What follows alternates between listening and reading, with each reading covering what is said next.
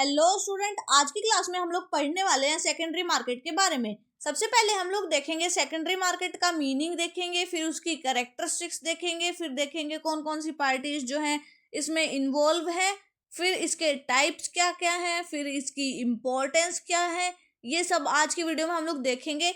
सबसे easy chapter है ये, इसमें कुछ है ही नहीं भाई। तुम्हें अगर प्राइमरी मार्केट समझ में आ गया ना तो सेकेंडरी मार्केट तो बिल्कुल हलवा है। तो स्टार्ट करते हैं सेकेंडरी मार्केट के मीनिंग से।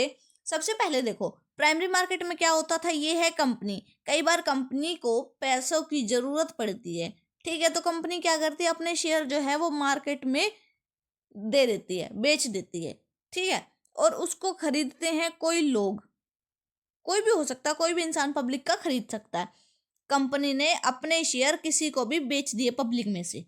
अब ये उस कंपनी का बन गया है इन्वेस्टर, ये कुछ पैसे देगा अपनी कंपनी को और ये उसमें इन्वेस्टर बन जाएगा। क्या बन जाएगा? इन्वेस्टर, ठीक है। अब कंपनी के पास पैसा आ गया, इस इंसान के पास शेयर आ गए। अगर ये इंसान जाके अपने शेयर किसी और को बेच दे तो ये एक्टिविटी जो है वो होएगी सेकेंडरी मार्केट में काउंट। सिर्फ जितनी इन्वेस्टर ने अपने शेयर दूसरे इंसान को बेच दिए, सिर्फ इतनी, कंपनी का सेकेंडरी मार्केट में कोई रोल नहीं होता। इतनी बात क्लियर है। फिर अगर ये इंसान जाके अपने शेयर किसी और को बेच दे, ये भी सेकेंडरी मार्केट है। सीधी सी बात ये है कि अगर इंसान अपने शेयर किसी भी और इंसान को बेच दे तो ये सब सेकेंडरी मार्केट में आता है। इतनी बात समझ में आई। सेकेंडरी मार्केट का मीनिंग भी आपको यहीं से क्लियर हो जाएगा। जो भी सिक्योरिटीज, इसमें एक चीज और देख लो, जो भी सिक्योरिटीज प्राइमरी मार्केट में पहले इशू होंगी ना, वही सेकेंडरी मार्केट में ट्रेड होंगी, क्योंकि जो कंपनी के शेयर इस इंसान के पास प्राइमरी मार्केट में आए थे वही ये आगे जाके बेचेगा, ठीक है। मीनिंग यही है इसमें सेकेंडरी मार्केट का। देखो, the secondary market is the market where securities that are already issued in the primary market are traded again and again. जो भी सिक्योरिटीज पहले से प्राइमरी मार्केट में इशू हैं वही सेकेंडरी मार्केट में बार बार ट्रेड होती रहेंगी, ठीक है। यहाँ पे investor buy and sell share among themselves. यहाँ पे इन्वेस्टर आपस में ही शेयर खरीदते बेचते रहते हैं, ठीक है। The company doesn't get any new fund from the transactions. अच्छा देखो, जब ये कंपनी जो है प्राइमरी मार्केट में थी तो इसने क्या किया, लोगों से पैसे लिए और अपने शेयर लोगों को दिए। इसमें कंपनी के पास पैसा गया, लेकिन अगर यही इंसान जो इस कंपनी का इन्वेस्टर है अपने शेयर आगे जाके बेच दे तो इसमें तो इस इन्वेस्टर का फायदा है ना, कंपनी को तो कोई फायदा नहीं हुआ।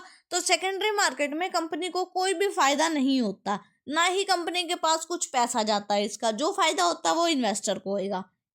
अब इसकी कैरेक्टरिस्टिक्स के तरफ चलते हैं। सबसे पहली कैरेक्टरिस्टिक्स है डील इन एग्जिस्टिंग सिक्योरिटीज। जो भी सिक्योरिटीज पहले से प्राइमरी मार्केट में अवेलेबल हैं वही सेकेंडरी मार्केट में आपस में ट्रेड होती रहेंगी। सेकेंड कैरेक्टरिस्टिक में चलते हैं तो है no direct role of company. Company का इसमें कोई रोल नहीं होता। ये बात मैंने अभी आपको बताई कि कंपनी को कुछ भी पैसा नहीं मिलता, बस कंपनी के शेयर होते हैं, इसके अलावा कंपनी का कोई रोल नहीं होता।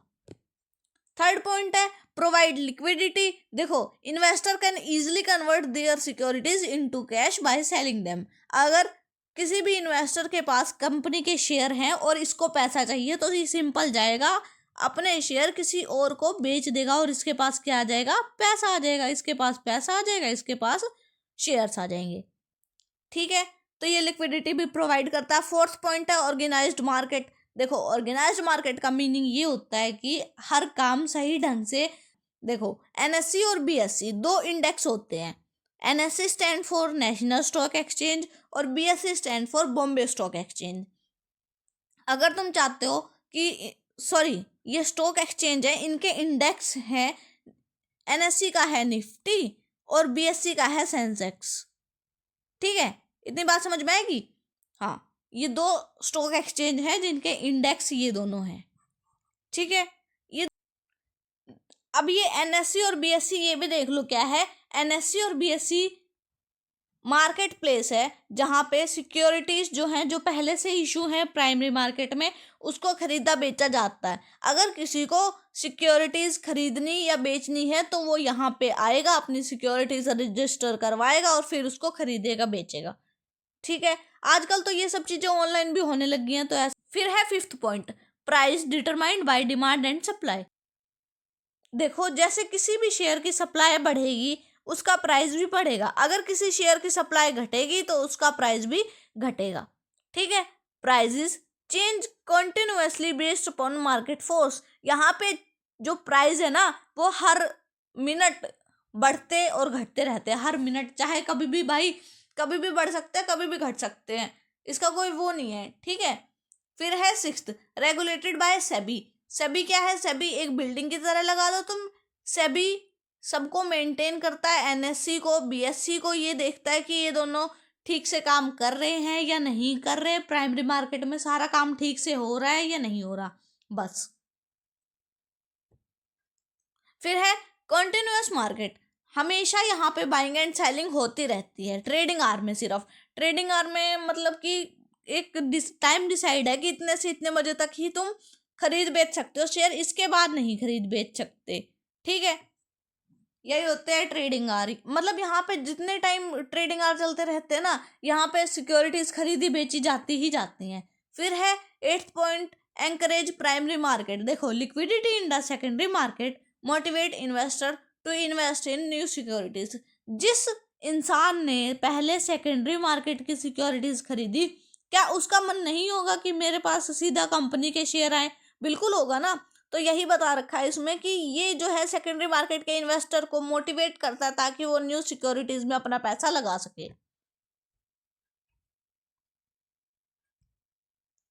अब चलते हैं इसके टाइप की तरफ। टाइप ऑफ सेकेंडरी मार्केट, सिर्फ दो ही टाइप है, एक है स्टॉक एक्सचेंज, दूसरा है ओवर द काउंटर।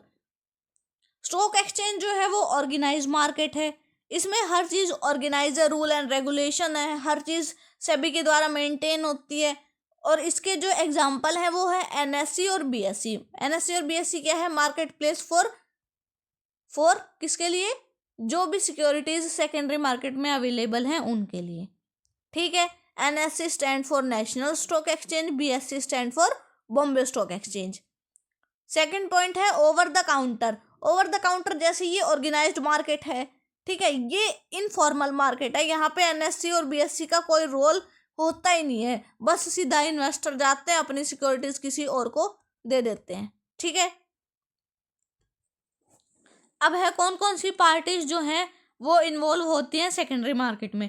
सबसे पहला है इन्वेस्टर। इन्वेस्टर वो इंसान होता है जिसके पास, जो अपना पैसा कंपनी में लगाता है और उसके बाद उसी की सिक्योरिटीज बाद में ट्रेड होती रहती हैं। ठीक है, फिर है ब्रोकर। ब्रोकर को तुम एज अ मिडल मैन भी देख सकते हो। मिडल मैन क्या होता है कि ये इंसान खरीदने वाले को और बेचने वाले को मिलवाता है और बीच में अपना कमीशन थोड़ा सा खा लेता है। ठीक है, उसके बाद जॉबर। जॉबर वो इंसान होता है जो प्राइमरी मार्केट में अपने नाम से सिक्योरिटीज खरीदता है, ठीक है, और सेकेंडरी मार्केट में आके बेच देता है।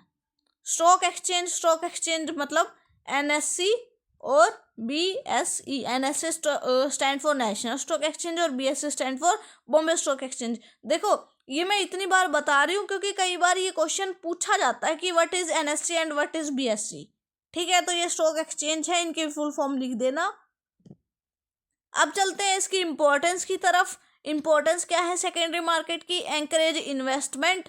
सबसे पहले मैंने आपको बताया था, जो इंसान सेकेंडरी मार्केट के शेयर लेगा वो प्राइमरी मार्केट के भी लेने के लिए सोचेगा कि मेरे पास भी कंपनी के शेयर मिल जाएं। एंश्योर लिक्विडिटी, कि लिक्विडिटी है मार्केट में या नहीं है। Helps economic growth. देखो, अगर किसी भी कंट्री का मार्केट ऊपर जाएगा तो उसकी इकोनॉमिक ग्रोथ होनी पक्की है। ठीक है, बिल्ड इन्वेस्टर कॉन्फिडेंस की, अगर एक बार इन्वेस्टर ने यहाँ पे इन्वेस्ट कर दिया तो उसको लगने लगेगा कि हाँ ये चीज़ ठीक है, मेरे को अपने फ्यूचर के लिए भी यहाँ पे इन्वेस्ट करना चाहिए। तो इस इंसान के ऊपर एक ट्रस्ट बन गया सेकेंडरी मार्केट में कि हाँ चलो ठीक है, एटलीस्ट मैं ट्रेड तो कर सकता हूँ इसमें। तो इसमें कॉन्फिडेंस बनता है कि नहीं बनता? बन गया ना। फिर आज के लिए इतना ही। अगर आपकी कोई भी सजेशन हो तो वो आप कमेंट में बता देना।